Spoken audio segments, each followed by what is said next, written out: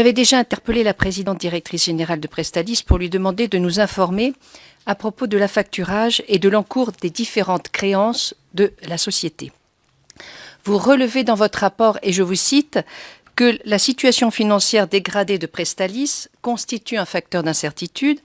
Si le plan de redressement vise à restaurer un résultat d'exploitation positif, il ne traite pas les problématiques liées aux fonds propres négatifs. Or, cette situation entraîne un besoin de financement significatif, satisfait jusqu'à présent par un recours important à l'affacturage. À plus long terme, la question de la structure financière de l'entreprise devra être traitée. Alors, face à ces propos, moi je voudrais savoir, monsieur le conseiller maître, quelle est la solution que vous préconisez à ce problème, qui est une source de profonde inquiétude, qui pèse sur l'avenir de la distribution de la presse. Je vous remercie.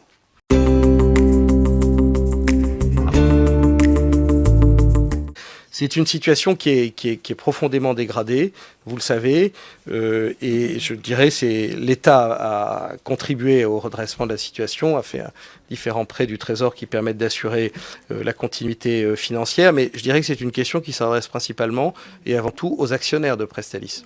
Presstalis est une société privée détenue par des actionnaires privés. Ce n'est pas une entreprise publique. Contrairement à ce que certains peuvent penser, c'est une entreprise privée. Donc, dans une économie de marché, les actionnaires doivent prendre les décisions qui s'imposent à l'égard d'une entreprise qui est leur filiale. Voilà. C'est le problème des fonds propres négatifs qui vont atteindre 400 millions d'euros pour un chiffre d'affaires qui est de l'ordre de 300 millions d'euros.